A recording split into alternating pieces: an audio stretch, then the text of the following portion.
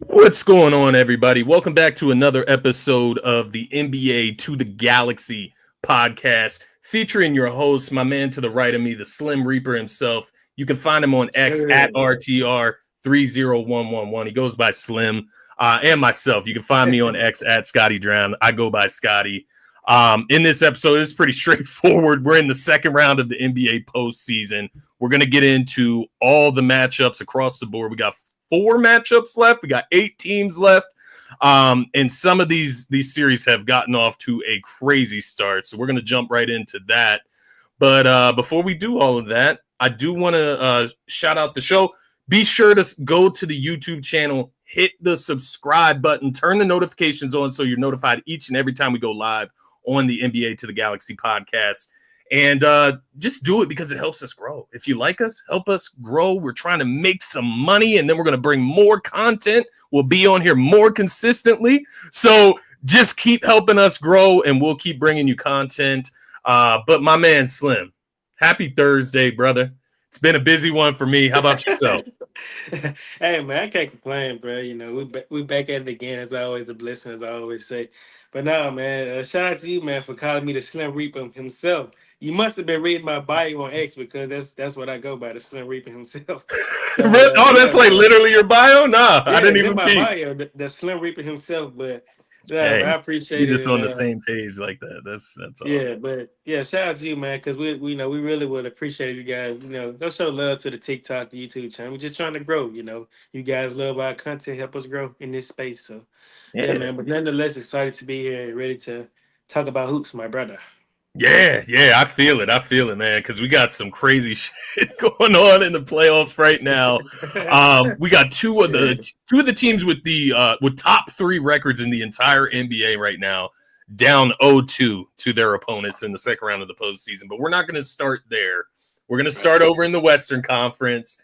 We're going to Mm-hmm. talk. We're going to start with the Denver Nuggets and the Oklahoma City Thunder.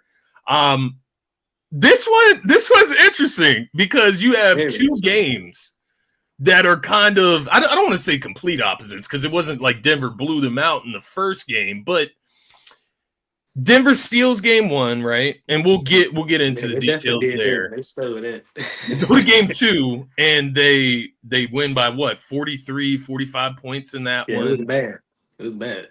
So you have kind of opposites in the game, like a competitive game and then a completely uncompetitive game, but Mm-hmm. Denver leaves Oklahoma City with a split. And that's all you could really ask for against the number 1 Always a seed in the win. West. Always a win. So I'll throw it to you, man. Let's start with game 1 of the series. Obviously, Jokic had a freaking monster game in this one. Man. Me and you got into like a little troll argument earlier on in the week about Jokic because I was definitely Yeah. talking a lot of shit on Jokic coming out of the Clippers series and going into the Oklahoma City series.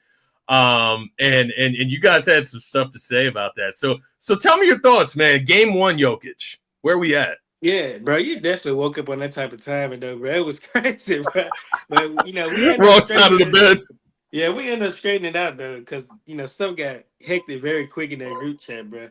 But now, man, Jokic, that's what I would say. Like the brother, he balled out. He played 42 minutes and he finished the game with 42 points, a bucket a minute. You know what I'm saying? He also had 22 rebounds, 6 assists. Like got to the free throw line 13 times. He was pretty efficient the whole night. He led them guys to that win, man. And yeah, like gotta give a lot of love to Aaron Gordon, man, to not only take that game winning shot, but to make it. Like, that was Yeah. huge.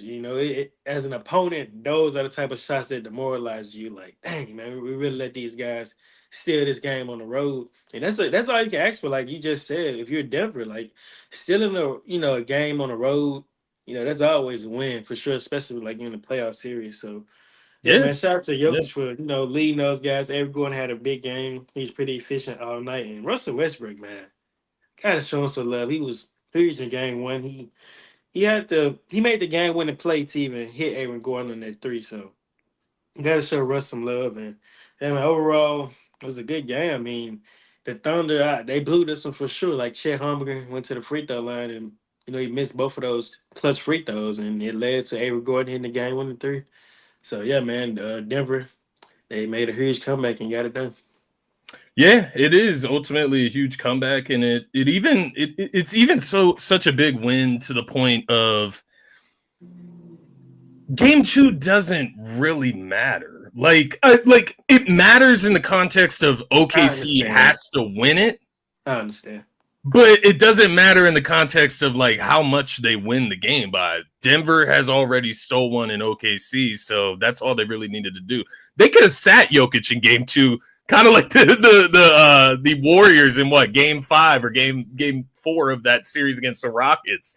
Y'all didn't really sit your starters, but Steve Kerr went into that game knowing that you had 3 games to get that done. I think Denver could have done something similar here. Obviously, you don't do that. But it is just funny to think about it from that perspective. I do ultimately agree the Jokic production in that game 1 is ridiculous. And it's not just game 1. He does this often. He can fill the box sheet. My little troll, I'm going to throw it. I'm going to put troll in front of it so that we get ahead of it. Why doesn't he hit the game winners? Oh, Jokic.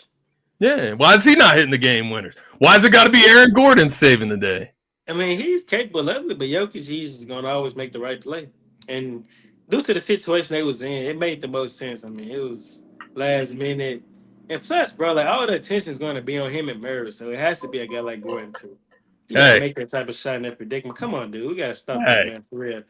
But nonetheless, if you troll the Jokic, do this, say that, it don't matter. Jokic became the 4th player in NBA history to record at least 40 points, 20 rebounds, and 5 assists in a playoff game.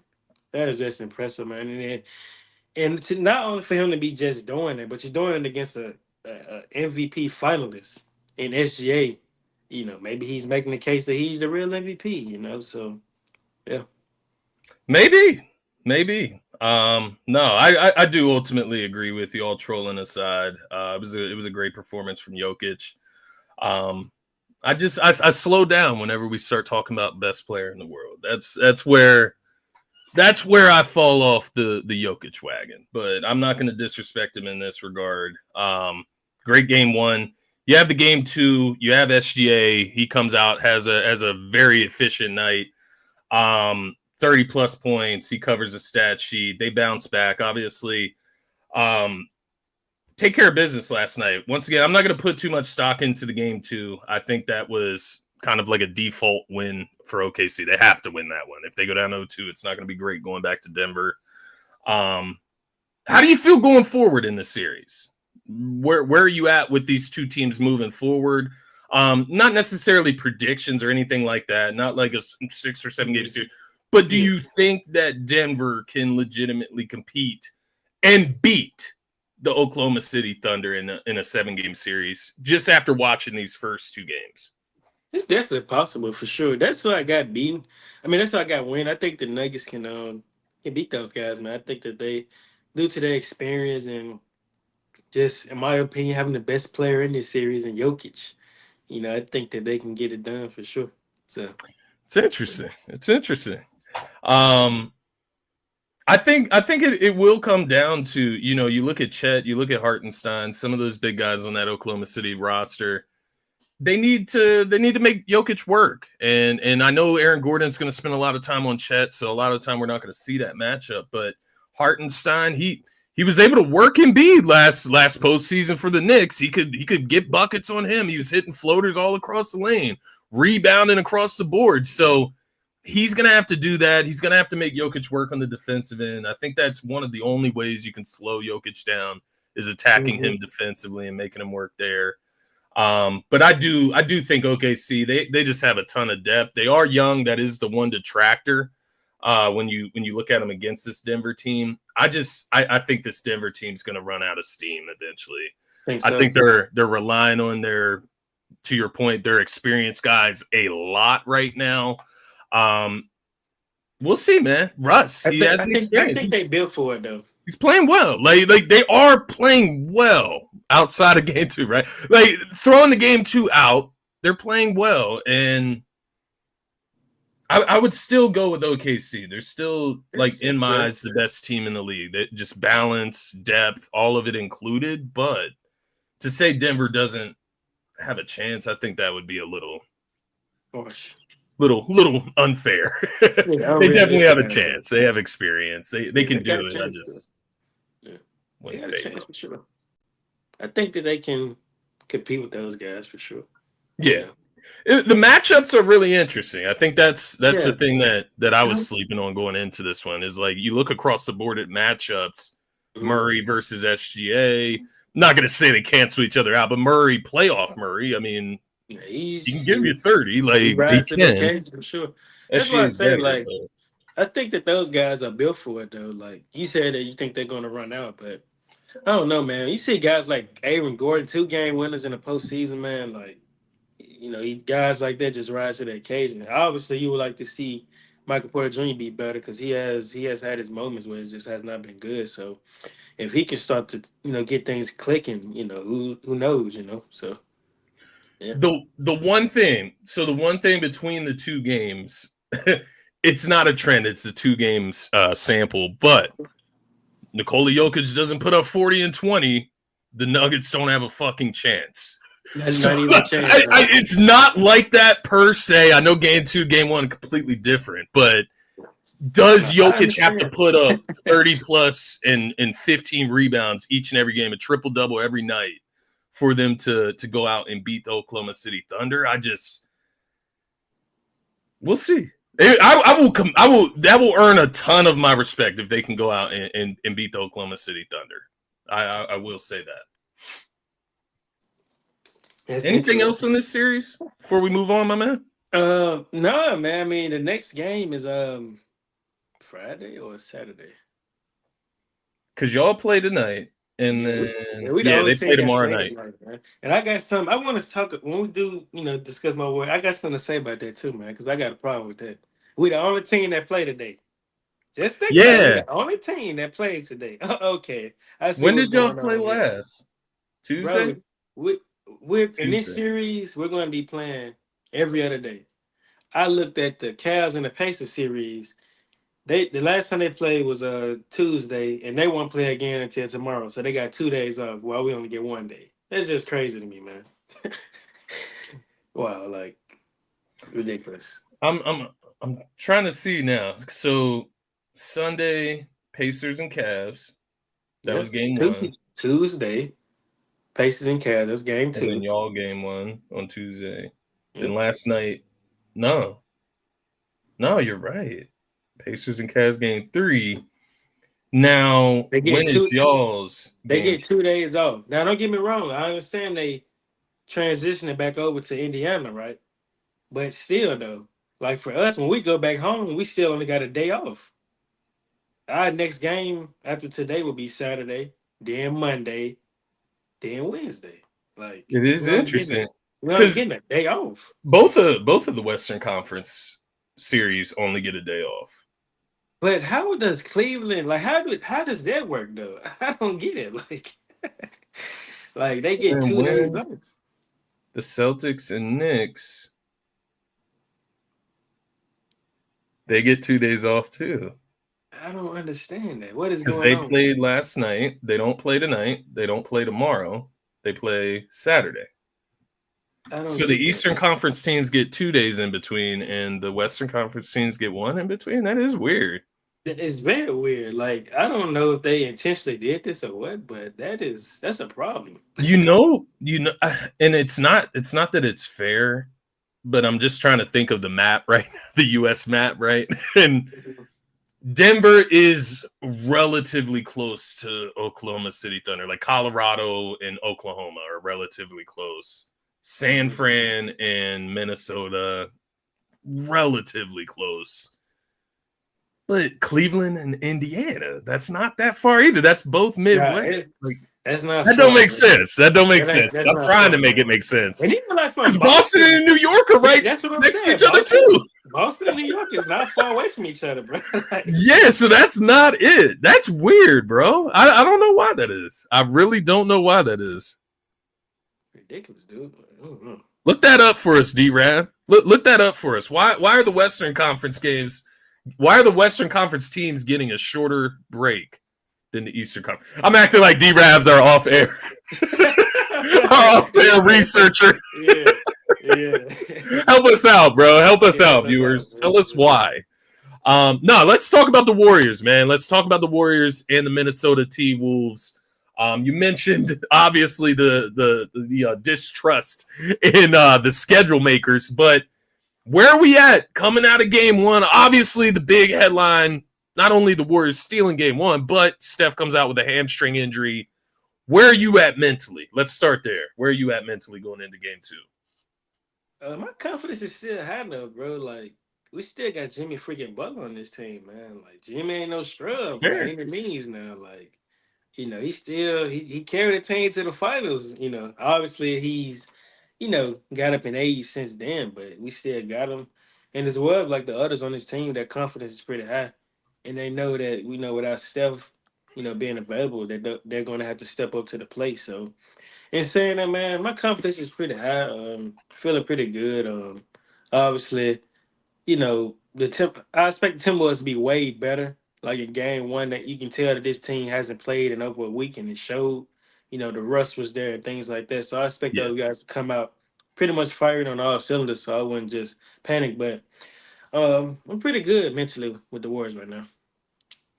I feel it. I feel it. And I think you have a right to be, especially with the experience and the report, right? If it Mhm. was Steph definitely out for the rest of the postseason, that's a little different than just survive Yeah, maybe 2-3 yeah, I games still got without hope. Steph. Right. There's a little bit of a difference there for sure. So I definitely feel you. Yeah, and he definitely came out ice cold in that game one. He was not shooting the ball well at all in the first half. I won't sit here and lie to you. I fell asleep during the second half, but um, just watching it though, I will say this too, like to your point about Jimmy Butler and the Warriors kind of staying afloat without Steph. This is the one of the teams that you can maybe get away with like not having star power I, against. Do you know what I we mean? Like they we have here. Ant, We here. but, We but taking over. Julius Randle is he's playing well. He played well in that Lakers series, but he's a playoff dropper. Like that's what he's known as. Like that's his big detractor. He's not efficient in the postseason. And they still got Rudy. Rudy Gobert. Right? You know. But hey, I agree. We there, man. Man, you think of like that's my thoughts. Like I feel like if others on our team can kind of, right? Yeah, So if Draymond is going to hit three or more threes a game, look for his own offense like he did in game one. yeah, I mean, it just gives us another dynamic to this offense, bro. Like it just looks different. And Jimmy Butler, bro, like the last 6 minutes in the fourth quarter, he either scored or assisted on every bucket to end the game. yeah. That just speaks volume to, the his level of play. But yeah, man, I'm with you on that. Like if guys on our team could just, keep the confidence rolling, maybe we can do something here. You know? It'll be interesting if this comes down to Ant versus playoff Jimmy, and I say It playoff is. Jimmy to It make it is. clear, because regular season Ant you'll take him over Jimmy at this point in their careers, but playoff Jimmy is a little different.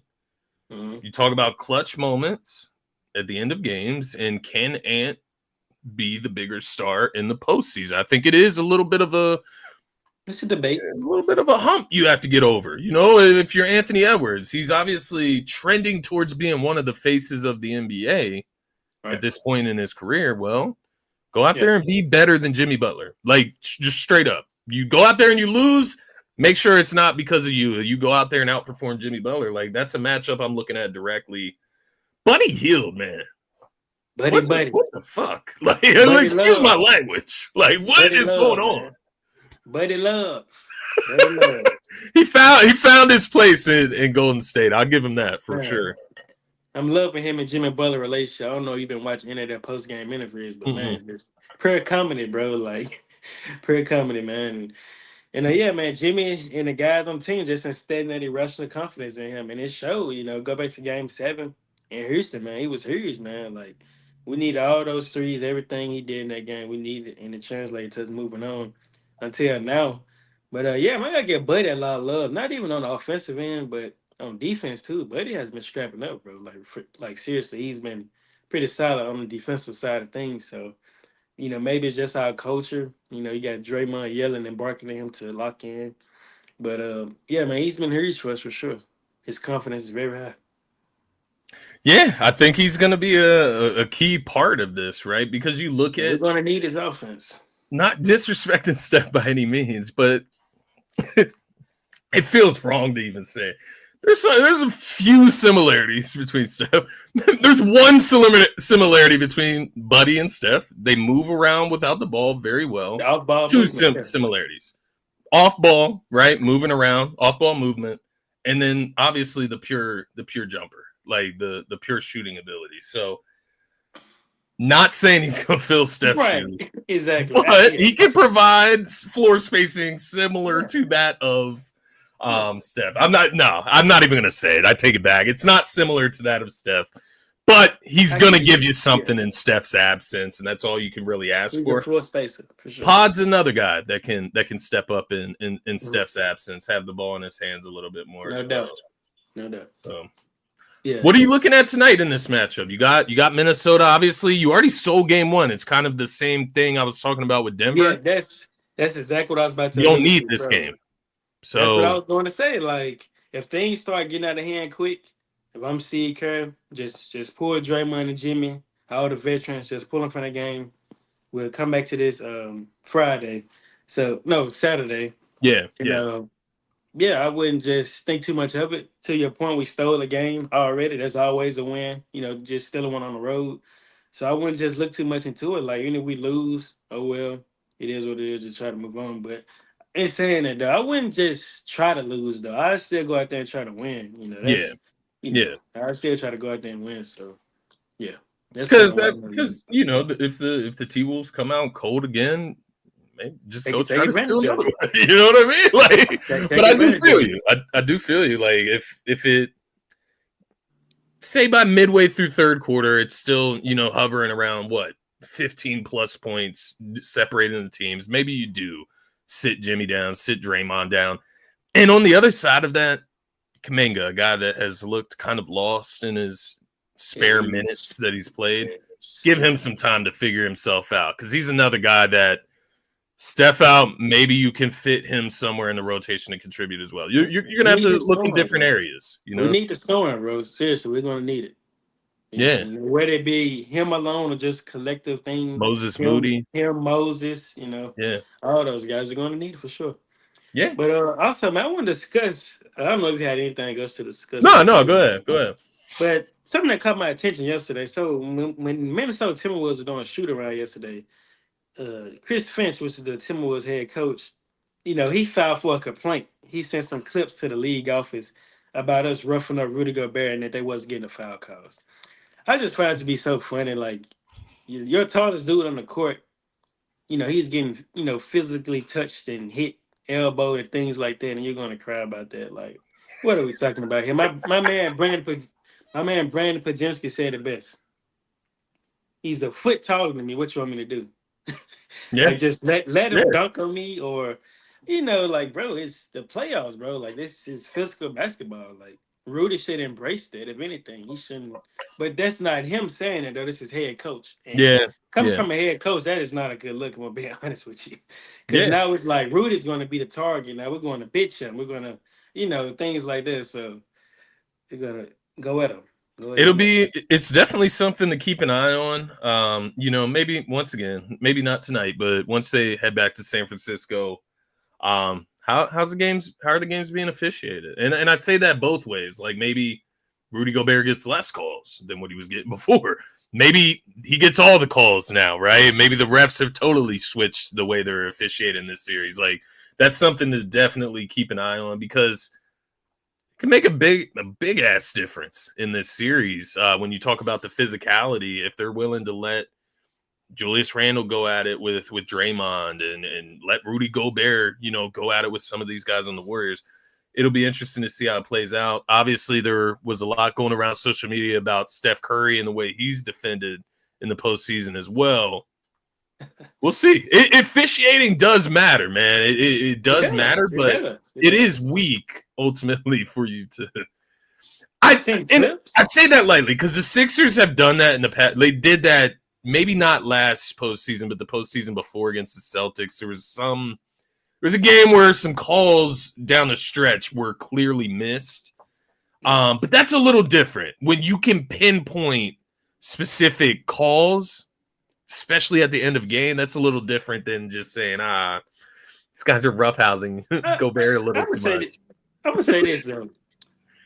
The way I thought about it is like, okay, let's just say if they were to get every foul call that their coach seen that wasn't called, do you think that changed the outcome of the game? Me myself personally, no. So why just make it that big of a deal? Like, obviously you can complain to the rest, but to sending clips to the higher ups is just, I don't know. It's just like a salty move. I don't know, man. I'm playing devil's advocate. They're playing all the cards in their hand, right? Like they're doing all that they can to go out here and try to beat the Warriors, and maybe that just is sending in clips of Gobert getting played physically, getting touch, just a little touch, just a little box out. I honestly have been a little cool with the way the postseason has been officiated, man. I feel like they're not calling touch fouls as much. That is true though, seriously, because we'll get into that series, but man, there's been a lot of contact in that Boston and New York series. Yeah. It really has. Yeah. And I would say both ways. I would say like both ways. Like New York, Jalen Brunson, Tatum, like all of it. Like nobody's getting calls in that series. I kind of love it. Same thing with the Cavs and the Pacers, man. They were letting them play. Yep. Only thing I do want to throw this out here before we get into the Eastern Conference, man. Can we stop like the hack of anything? Like, can we just please stop that? Like, I'm glad you asked it. Share your thought. I'm interested to hear what you, because your team did do it against the Rockets, against Steven Adams. Yeah, we did against Steven Adams. Yeah. I say this though, I don't know, bro. It's a strategy, like we got to try to get this dude off the court because Steven Adams was giving us a problem in that series, man. So that's obviously not his strong suit. Like he's not even a good free throw shooter. Like I think he shot under 50% on the season. Yeah. Overall for his career, not a good percentage. So in saying that, I feel like doing that like hack and shack method is a good method. To a certain extent, I think I understand what you're trying to allude to. Like it's not like good hoops. It slows the game down. Just you can spend a lot of time doing that opposed to just watching, pure hoops. So I can there's see bad examples and there's good examples, I guess. Yeah, that's what I said. I can see it in that perspective. Also, like Mitchell Robinson, I see they doing it with him. But he's not a good free throw shooter, so they're just trying to get him. You saw what Thibodeau did, right? He left him in at the end of that game and let him get fouled again to get themselves in the bonus, and then take him out once they're in the bonus. And the other guys are going to shoot the free throws. It's pros and cons to that. So it's fair. A good method for sure. It's a good method. Yeah. That's fair. And it is though. It is. It's a good method. It kind of falls in that bucket of You know what it comes down to though, bro? It's a chess match. That's all it is. It's a chess match. Like, okay, you're going to foul my guy. But so is foul baiting, right? Like Brunson and SGA, like the way they play, like, and don't get me wrong, I'm not like a huge fan. I think those things fall in the same bucket. Like strategically, yeah, they make sense. Like at the end of the day, to your point, you're going to get Steven Adams, he's a big body, to get him out the game. Yeah, let's get Mitchell Robinson out of the game. Yeah, same thing with when they're going to the rack. You hook that arm. Go up. I was gonna say this, like since you brought that up, I can see us doing that to Rudy Gobert. I was thinking that in my head. I can see that. I was thinking about that. Yeah, I can really see that. But no, that's a great question, man. What's he like as a free throw shooter? I've never looked into that. He's not good. Sure. Probably 60, maybe 50% of the season, but nothing too crazy, I'd say. So. 67% regular season, 50% in the playoffs. So Yeah, so that's something that I would do. I would use that method against him. But nonetheless, great question, bro. I'm glad you asked me that. So yeah, yeah. because I guess I was looking at it as kind of like desperate in a sense, like from my Mhm. perspective. But when you explain it from the Warriors, it's like they're not desperate against the Rockets. It's just strategically an Yeah, advantage. cause Steven Adams was he was effing us up, bro. Like his It's impact a was big felt. So brawling mother. we had to get him off the court, bro. Like he was getting every offensive rebound. So Big old Amazon man. Like it's that just a, dude. a brick wall. And I think the funniest part about Steven Adams, he's one of the coolest dudes like on the court too. Like when Absolutely. you The hear him ultimate talk professional. afterwards, he's a Ultimate professional. professional. That's a Cool good way to guy, put man. it. Cool guy. All right, man. Let's get into Indiana and Cleveland. This has been a hell of a show so far. Absolutely. We've had some injuries mixed in, right? Like you had Mobley, Garland, Hunter. DeAndre Hunter out of game Mhm. 2. Spida gives you what? 40, was it 48? 47? 48. 47? 48. It may was 48. It may was 48. It may was 48. It maybe was 48 for sure. But they Yeah, still I think 48. lost. Nah, it wasn't enough by any means. So They still lost. So let's start there, man. yeah, let's start with game one, man. Me and you had this discussion numerous of times. And this is why I say that the Pacers are a scary team. When you're doing your scouting report, right? You got Halliburton and Pascal Siakam, I'm sure, is at the top of that list. Yeah. But when it comes down to clutch moments, I've said this numerous of times. They have guys like, let's be more exact, they have a guy in Andrew Nemhard who they're running the offense through, while Pascal and Hallie just, be on the wing waiting Yeah. for to get the ball, just standing around. Andrew Nemhard was huge in game one. He finished the game with like what, 23 points or something like that? Yeah, he Yeah. finished the game with 23 points. And it just speaks to like the whole depth of that team. Like these guys are so talented. They got so many scores on the team. But having a guy like Andrew Nemhard to be the closing guy for them over Halliburton and Siakam just speaks volumes of that team. Yeah, and I think when you look at their roster, they have a bunch of guys like that too. You look at Neesmith. I mean, he can obviously get his own Yeah, shot. He can get to the rack. Mathurin exactly. off the bench, he can get his own shot. He can hit the Obi three. Toppin, man. Like they Obi got so many Toppin, weapons, he's bro. solid. Like, TJ Miles McConnell, Turner, man. like TJ that's what I'm McConnell gets saying. wherever the hell he wants on the court, man. He gets in the mid range. He makes anything in the inside the free throw line. He makes anything in there. So yeah, they got a ton of options. I think the main thing that holds them back, or that will hold them back long term, and it may not happen against the Cavs. Who knows? Maybe it doesn't happen in the East. Maybe it doesn't happen. But I think the one thing that could is just top end star talent. When you get to a certain point, your stars got to carry. Maybe that doesn't have to happen for them, though. Maybe they can win it like this, spreading the ball around. And maybe Halliburton can be like that closer guy that, can be the finisher for them in certain moments as well.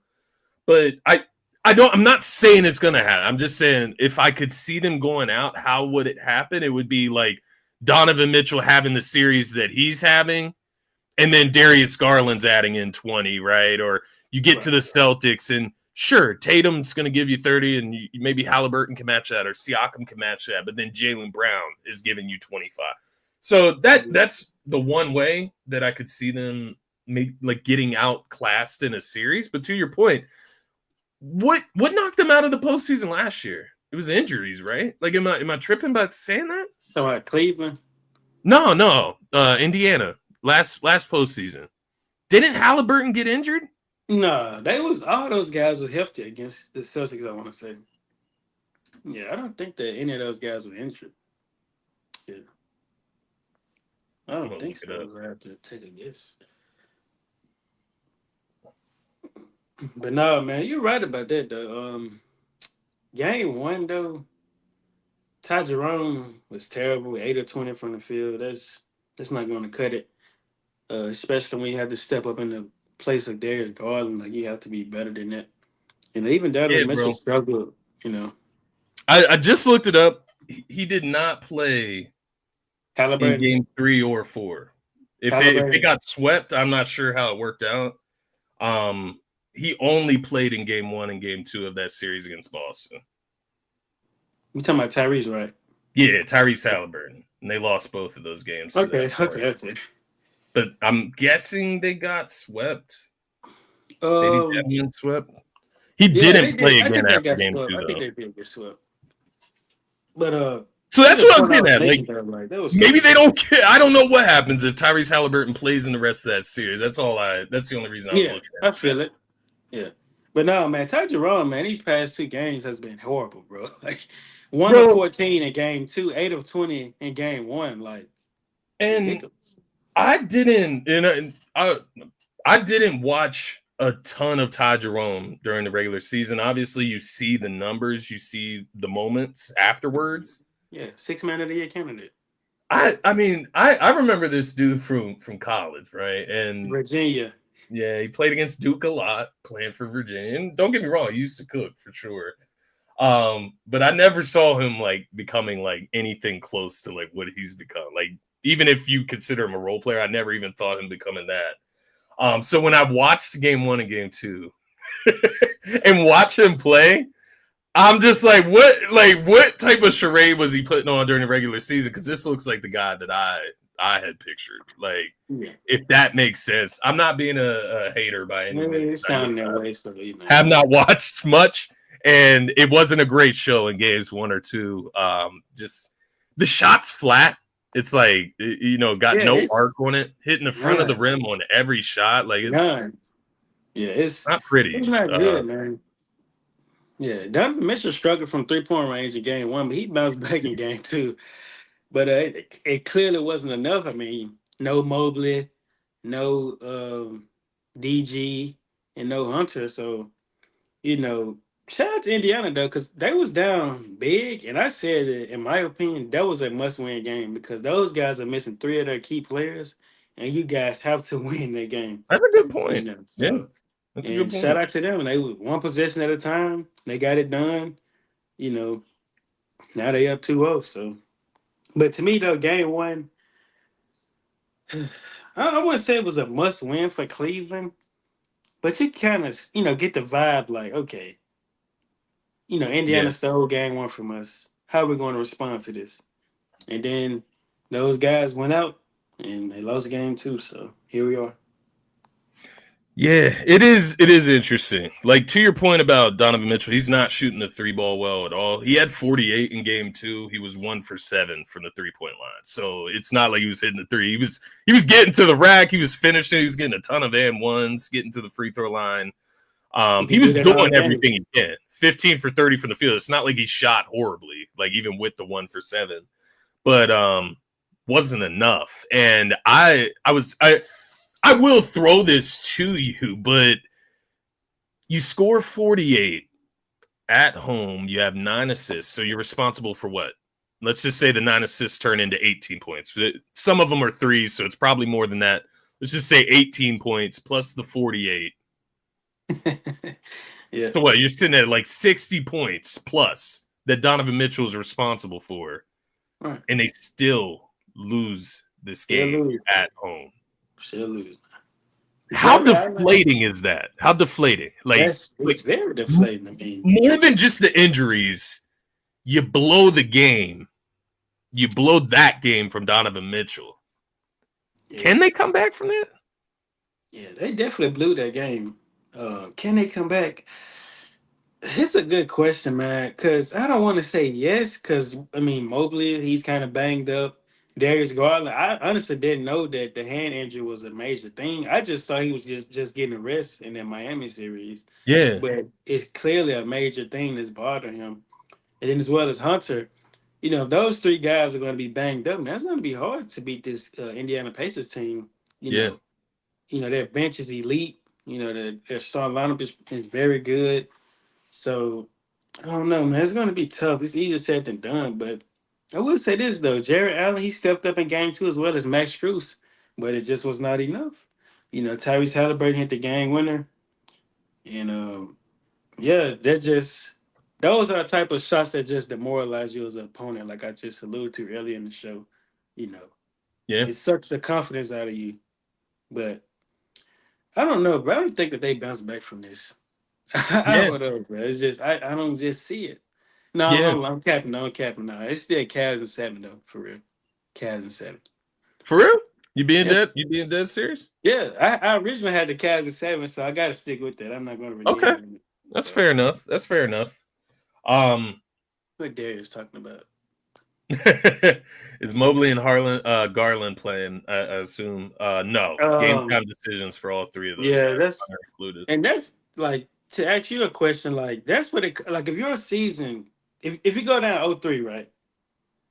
Do you just pull the plug? Like even if Garland is not 60%, Mobley not 75, do you still play them? I You guess know, it's up to them to an extent too. You if your know, like season's on the line, like do you just I don't you know? understand how Mobley was a surprise scratch for game two. Like I don't know. Like what was his injury? Was it an ankle? Yeah, ankle. Yeah, I think he tweaked his ankle. And Hunter, I think Hunter like a shoulder injury or something like that. If I'm not mistaken, I think he injured his shoulder. No, Well, they said a I saw spinal cord. Hunter's fall. Hunter's fall. He fell like he was trying to yam or finish at the rim. Yeah. He fell from the rim, kind of like Jimmy Butler a couple weeks back, right? When he fell on his tailbone. Mm-hmm. So Hunter like fell on his back midair, kind of like that. But Evan Mobley, I don't know. I'm not going to question guys on injuries. I just wonder, you know, I wonder where is Evan Mobley with the ankle? Like, is he 85% and didn't play? Like, All I gotta say is this: if you banking on to ever get 100% down the postseason, bro, not going well, to happen. the season in general, it is not going to happen, bro. Like, it's not going to happen, Like, did dog. they Like, think they it's could just sneak that win in game two and like get away with it? Like, was that the thought process probably so. at home? Yeah, but why would they want Donovan Mitchell to even go through all that by Well, himself? yeah, they gassed Donovan Mitchell out. Like That's what I'm he saying. was Like, toast by the end of the game. That's why they couldn't finish. yeah, So and then you look at Halliburton, bro. Like to your point about him hitting the game winner, he didn't even shoot that much in the game. I think he took like well, 11 shots, or was it 7 shots? well, you know what though? You could thank the Cavaliers fans for that. When they start chanting overrated, they brought it upon themselves. Who? I swear somebody was telling their fans to stop. Was it Donovan Mitchell? I swear he was It going to was the him. fans and telling them to It was stop him. chanting that. It was him. Yeah, It was him. Yep. it cost him. Crazy. And then after the game, Tyrese Halliburton said he didn't know that they had beef, and he got the last laugh. He did. Stole 2 games on the Seven road, man. 7 for 11 from the field too, man. 2 for 2 from the 3-point line. So it's not like Tatum, right? Shooting 10 threes and then, you know, he misses first 9 and then makes the last one to win the game. Yeah, Like, Tyrese no, Halliburton, he two was for two. effective in this game. Very effective. And guess what? Before he started, looking for his offense, he was affecting the game in a multitude of ways. Playmaking, rebounding. He had 9 rebounds, 4 assists. Being solid on the defensive side of things. So yeah, Something to keep an eye on with Halliburton. He was holding that wrist at a certain point in the game, and it's something that he's kind of tweaked around with. I saw even in the first round series, yeah, and he's kind of fidgeting with that wrist. So it's just something to keep an eye on, something to give Cavs maybe a little bit of hope. Because to your point earlier, bro, I know you said Cavs in 7, man. It highly depends on their health, obviously. That's But the I only think thing. the Like if fact they that they have question marks in the air, you have 3 huge question marks in the air. And Evan Mobley being the biggest one for me. The fact that they're ifs make me lean Indiana. And plus, Indiana's up 2-0 going back to Indiana. All they need to do is win 1 there, and they should be good the rest of the series, man. damn, It's hard. It's hard to picture the Cavs coming back. I won't lie to you, but I might have to pull back on that one. I don't know, bro. Because I'm looking at this Pacers team. This team's deep, man. Like Andrew Nimhart has become one of my favorite players in the league, bro. I'm not gonna lie to you. And when you look at this Pacers team, they got so many weapons offensively, bro. Like Oh my God. Tyrese, Halliburton, Pascal, Miles, Neesmith, Nimhard, Benedict, Hobie, TJ McConnell, like so many weapons on this team. But nah, man, I understand what you're saying though. It's definitely unrealistic, I say, especially if those guys dealing with those injuries. It may not happen. So yeah, It's not unrealistic. Like it is possible. You know what I mean? Like it is possible.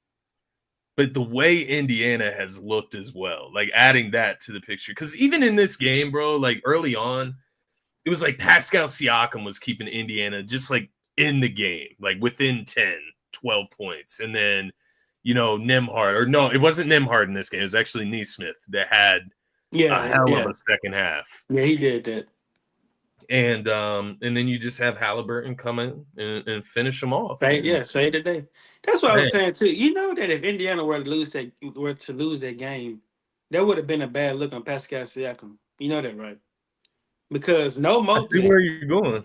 Yeah. No Mobley, and you only shot the ball what 8 times? If I'm not mistaken, maybe you can correct me on that. He only shot the ball eight Yeah, he times. did. And he was 5 for 8. Why are you not shooting the ball more if the defensive player of the year is not playing in Mobley? You mean to tell me Dean Wade gets away regarding Pascal Siakam, the All Star? Right. Like what? Because he had 12 points. Were they all in the first half? Because I swear, bro, there was a stretch where he was keeping them afloat, like keeping them in the game with like a couple buckets in a row. But he ends up with 12, so he obviously didn't do much the rest of the game, I guess. Benedict Mathurin with 19 off the bench. To your point, man, they got a lot of guys A coming lot of off that bench. weapons. A lot of weapons.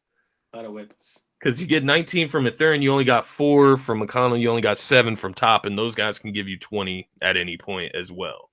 So Yeah, I won't be surprised if they were to. So it's gonna be but no, tough. It's man, gonna be it's gonna tough. be tough. It's gonna be a fun series though, but we'll see how things Do you go. feel bad for Spida at all? Do you feel bad for him? Yeah, I do, man. Cause I'll be honest, man. Donovan Mitchell's one of those dudes. He tries to just do this the right way. He wants to win a championship. He Goes doesn't all do it. out. Yeah, he leaves it all on the court. He's a good Who did dude. he yam on? Hmm? Who did he yam on in that game? He yammed on somebody mean, like nasty. I might have do my research on that. I don't know, man. Was it Siakam? Who was it, yo? Let me look it up real quick.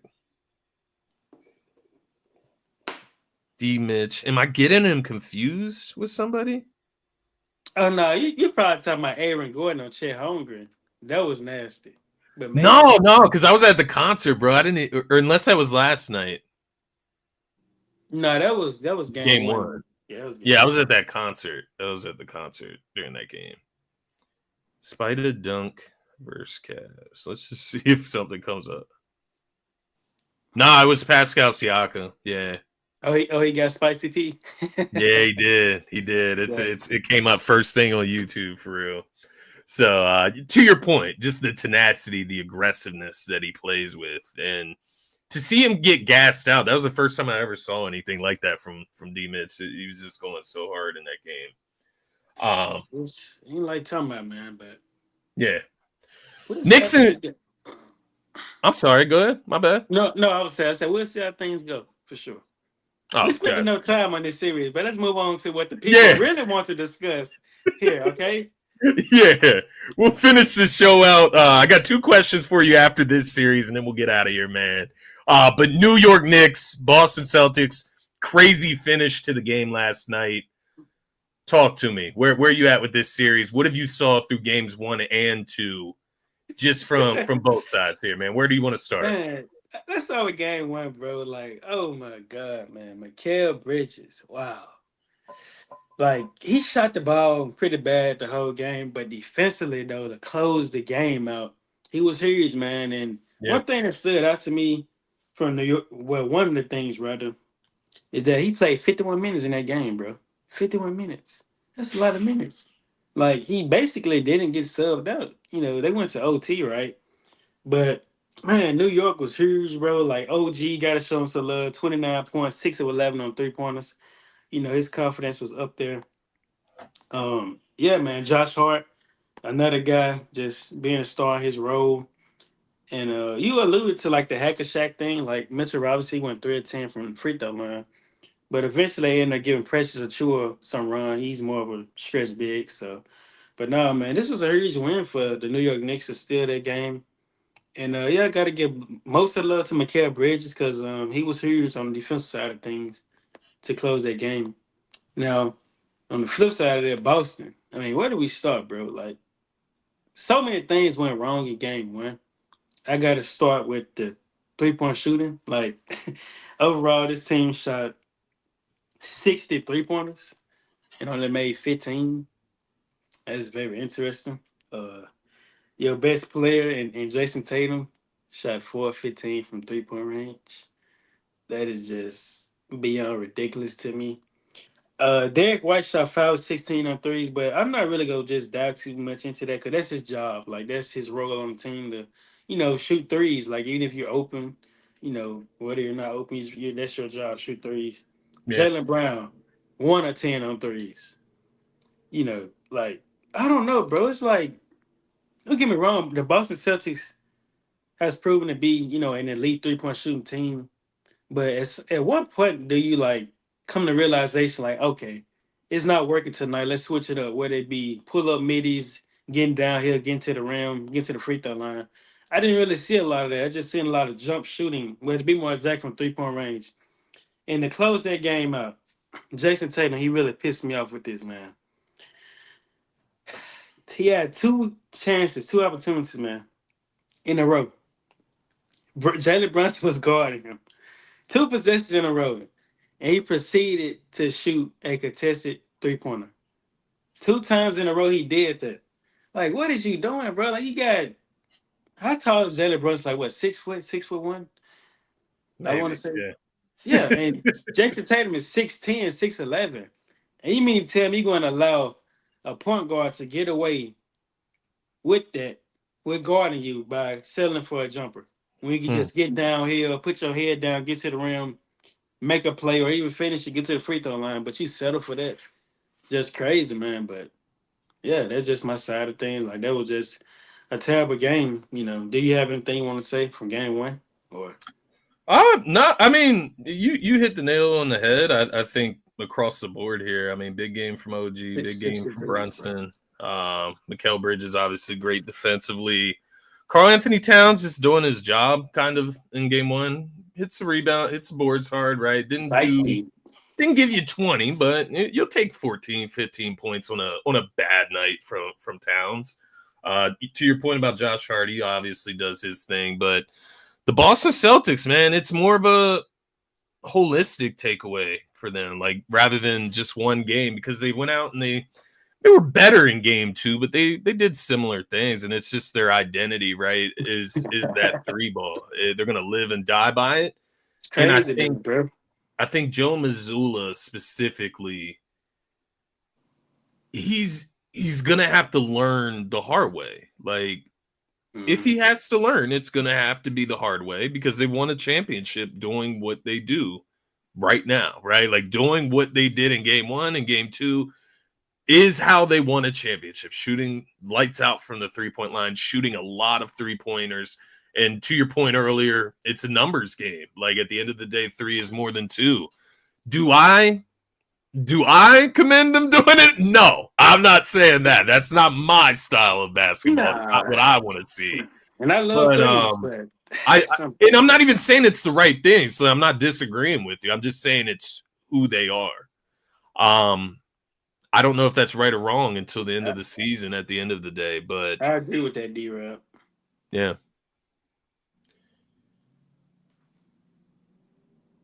I feel you. I feel you, D-Ram.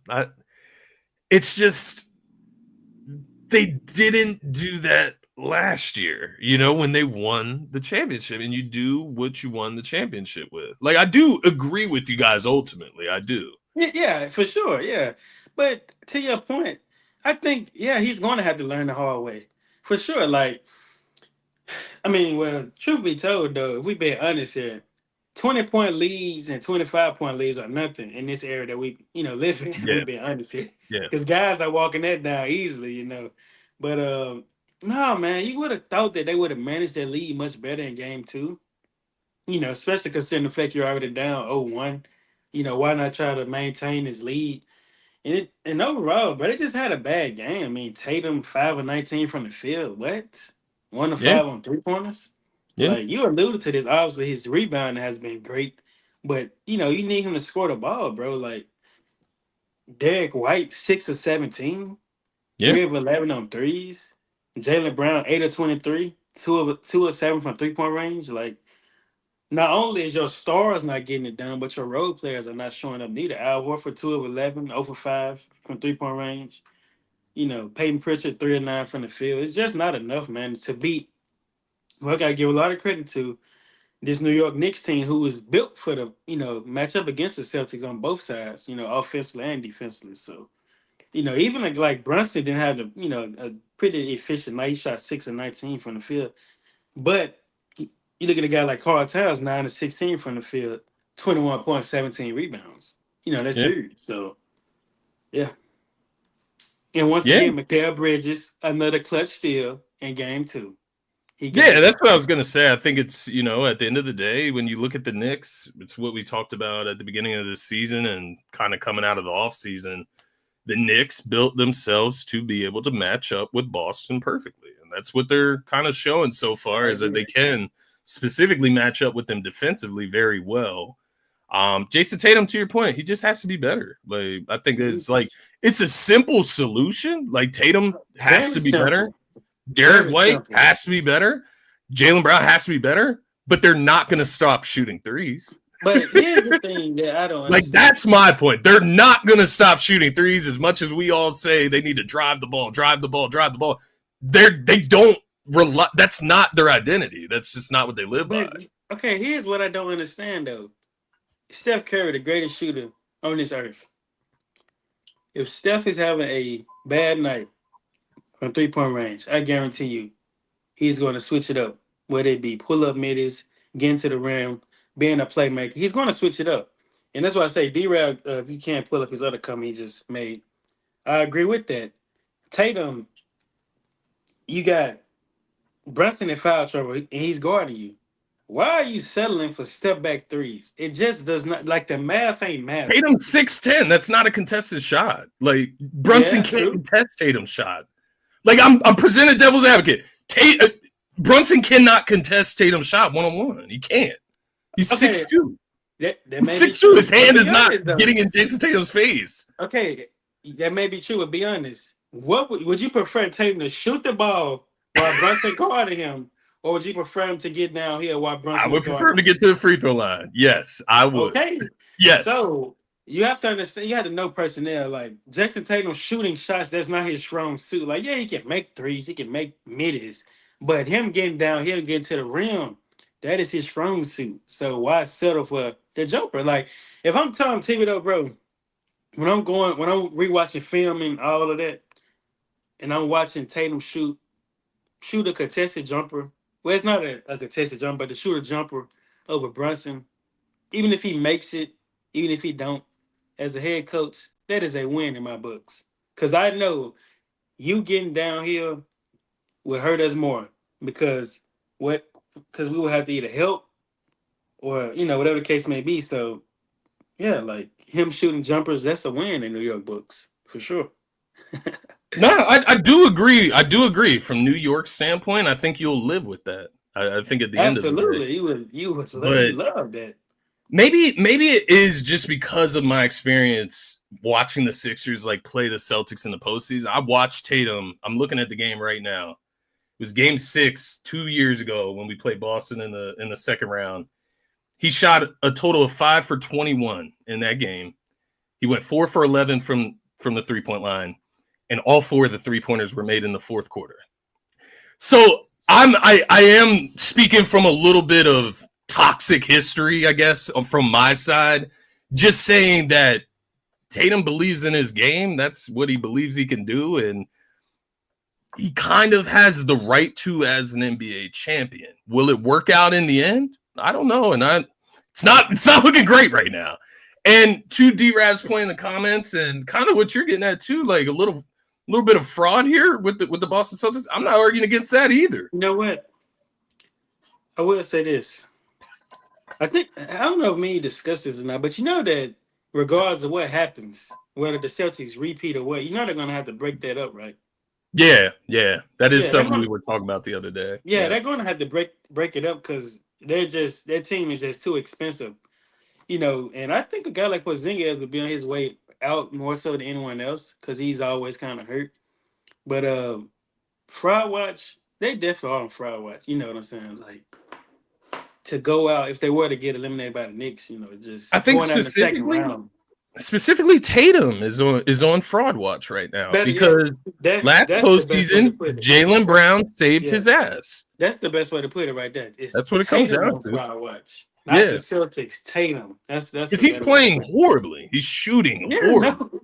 No better way to put it. It's no better way to put it because to your point, even in the finals, he was not shooting the ball well, but guess who was there to save the day? Exactly. And Jaylen Brown isn't 100% right now. He's got a knee issue going on right now, and he can't save the day. So Jason Tatum gonna have to step up. He's gonna, to y'all's point, hopefully he does make some adjustments.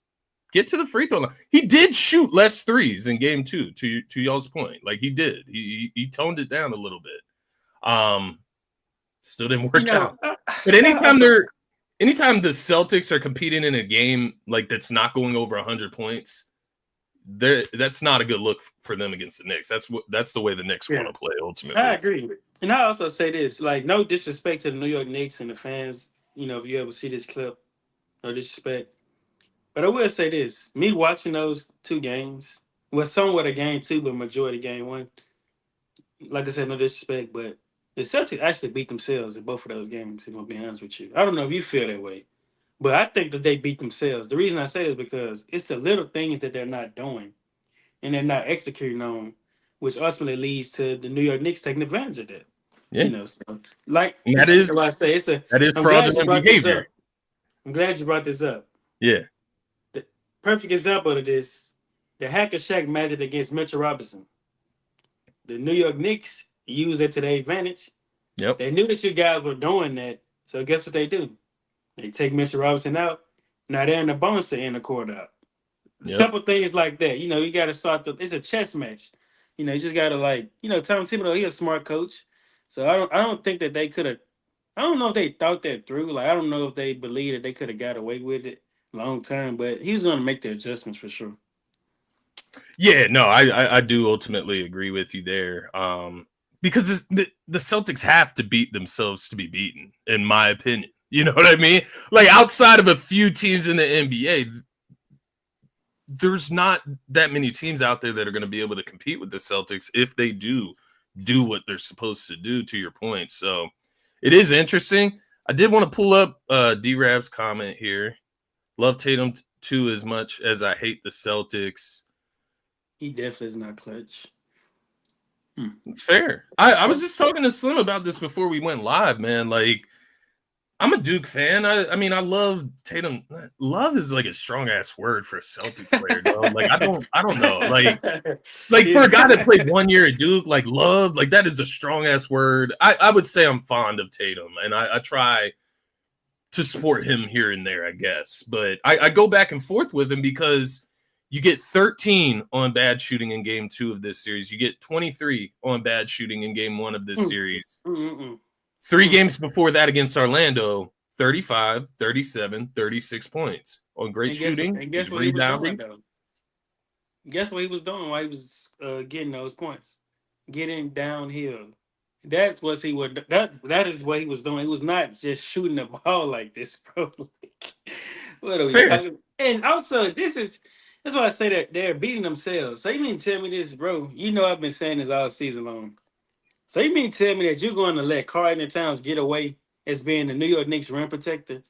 And you're just going to shoot jumpers. You're not going to even try to just go down there and get in foul trouble. It is so hilarious, too, because at the end of this game, Jason Tatum drove down the lane and yammed it for the lead. Like, to take that lead from New Mm. York before the last shot was hit for New York to ultimately win the game.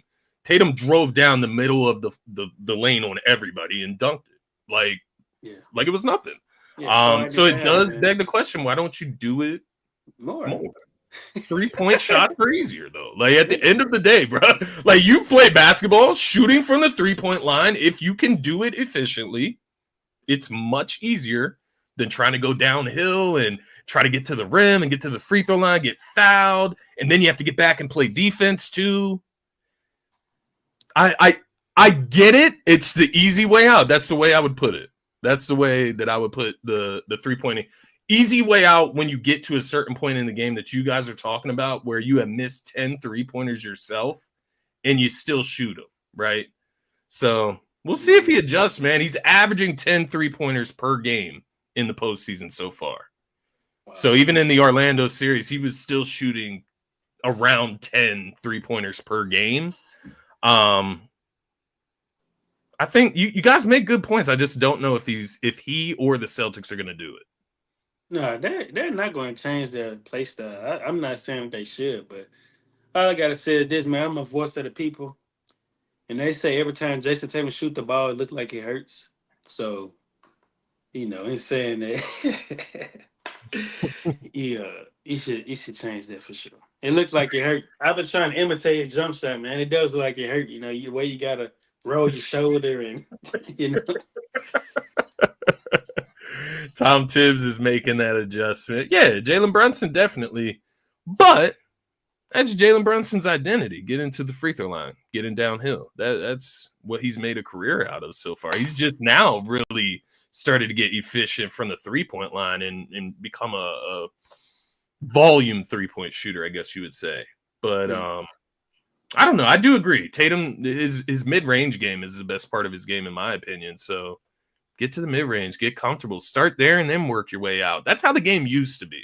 Yeah, you start to get with a few mid-range and some layups, some free throws, then you move out to the 3-point line. After you're comfortable, you got your now it's just 3-3-3. It's just threes from the gate, man. Not everybody can be Steph Curry, dog. Like it will be. It's hard to imitate, man. But moving forward, Celtics, Knicks, where are you at with this one? Because you teetered back and forth with the Cavs and Pacers, whether the Cavs could come back. They have a lot more injury-related concerns than the Celtics, though. Yeah, that is true. I don't know, man. I had Boston winning this in 6. I'll be honest with you, man. It's the confidence is not there anymore as far as them like closing this out because losing those 2 games at home, they're just not good. Yeah. But the series ain't over until it's over. There's still more games to be played. So I still, I'm gonna say Boston, man. I think they probably could turn this around. So I'm not going to switch up. I'm glad. I mean, I'm not glad or mad that you said that. I'm kind of glad that we agree. I ultimately think Boston is. Maybe we don't agree. Boston is going to come back and win the series, man, and it's going to be a heartbreaker for New York Knicks fans. It's going to be disgusting. But if they prove me wrong, I'm not going to be upset. Like I would love to see the Celtics get kicked out of the playoffs. Yeah, I'm sure you would out of all people. I just have a weird feeling, man. They're just gonna come out game 3 and let me guess, Derek White's gonna hit like 7 or 8 threes, or Jason Tatum's gonna come out and he's getting to the rack and going to the free throw line. It all sounds good. It all sounds good, but maybe you just jinxed them since you said that. Maybe it is what it is. I maybe told you, man. Hopefully, I told you about us agreeing. I told you about this, but we gotta work on that. It's. We don't know. I feel a lot stronger about the Celtics coming back, I feel, than you do. But that's just me like listening to you talk about it. Am I off there? No, you're right. You're right. Yeah, so we don't necessarily agree. We're not all the way on the same page. Because I think Boston is like ridiculously talented is where I'm coming from here. Like, yeah, I can understand. We'll see though. If Kristaps They said he's sick or whatever. You better start feeling better. Yes. Something, that's why I say the internet is undefeated. They said something about HIV. I don't know, bro. That's just something that I see. I don't know if it's true. I don't know. But it's not funny. It's not funny. I just did not expect that. I did not expect you to say that. We were having a convo about Magic Johnson. That's why I was just saying. That's ironic that I bring it up on. This dude here, bro. How can I do this, bro? I appreciate you, Slim. I appreciate you, brother. Nah, man. I at the end of the day, we'll see what's up with Chris. I hope it's not HIV, bro. That would be horrible, man. But before we get out of here, bro, I want to ask you two questions. Who is cooked? Who is done? If you had to pick out of the rest of these teams in the postseason, who is cooked? They're gone after this round. And then on the other side of that, you got the Celtics, you got the Cavs. Who can bounce back? Okay, that's your first question. That's quite a question, if I'm being honest with you, just to ask me that. Who's cooked? Wow. Man, who's cooked? The teams that's left. Because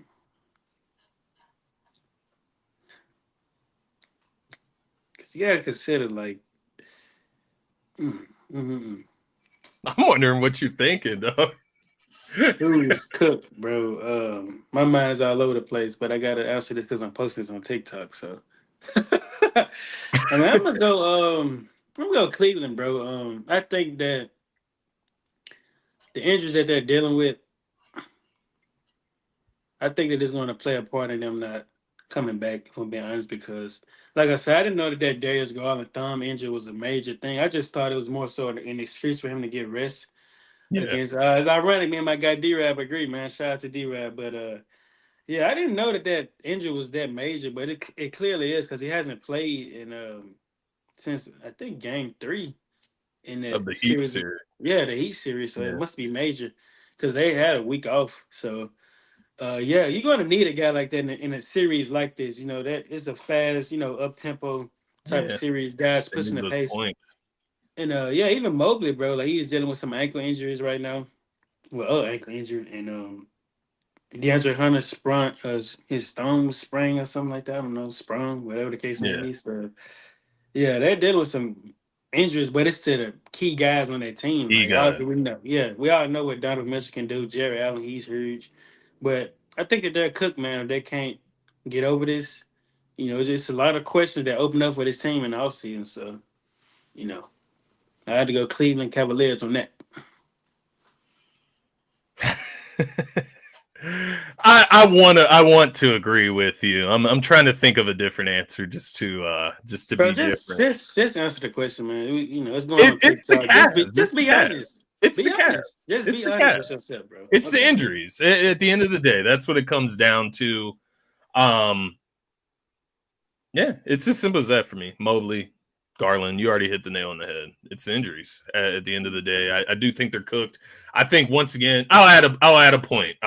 Here. I got you. Thank you, Mr. Donovan Mitchell scored 48 in game 2 and still lost. That is deflating as hell. So not only are they injured, they're deflated as well.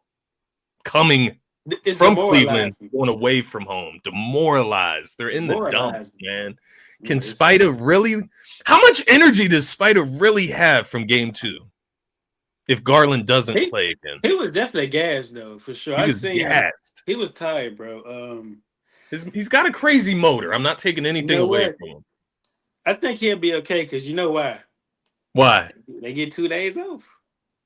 You're right. You're right. Them Eastern Conference teams get 2 damn days off. They'll probably get all 3 starters back, right? Or not starters, but 3 key players back. Key players.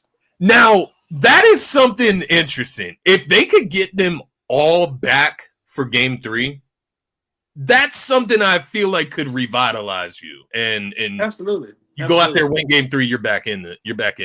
But that's a big if right now. those It three guys. is. It is, man. But nonetheless, we both agree.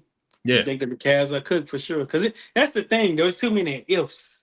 If Garland can come back, yeah, Mobley, Hunter. Real quickly though, that foul that Benedict did on Hunter. Well, first off, it wasn't a foul. They didn't call a foul. But do yeah. you think it was a foul? Wait, or did they call a foul on that? Oh, they did call a foul on that. It was when he slammed him to the ground or something. No, he actually blocked the ball Yeah. and he fell awkwardly. They went to the reverse thing, and then they then transitioned that to a foul. So, do you think that was kind of more like maybe could have got upgraded to like a flagrant or something? But me personally, I don't think so. I just, he did hit him down low. He just landed awkwardly. That's He kind of what it landed is. awkwardly, man. That's something you just can't control. No, You know what you I can't mean? control that. You can't You can't control that. control that, bro. So like just penalizing somebody, it's almost like just doing it to do it. You know what I mean? Like penalizing But guess what? somebody just But because hold up. somebody gets injured, you know? Hold up. Yeah. If that was Draymond, though, you know, He's getting he maybe gets thrown out. ejected. He gets ejected now. Let's just call it the way we see it. But I'll bring a counterpoint Okay. because this man, what did this man do? Was it against the Rockets rather? With Where he Jalen got a Green, technical foul and he got like a technical foul, but then he came back onto the court and he was like arguing with the refs and like Doris Burke even said something about it on the broadcast. yeah, what happened? He pushed Jalen Green in the face, basically. He pushed him in the Yeah, face, and he yeah, got a flagrant for that. Or did he get a tick? No, he got a flagrant for that. flagrant. Yeah, But then he didn't get a tech for like getting in the ref's face. yeah. But it ain't no sick. We all know his leash is longer than others, Yeah, So it's, yeah. yeah. So But no, man, they answered that question. The Cavs are cooked.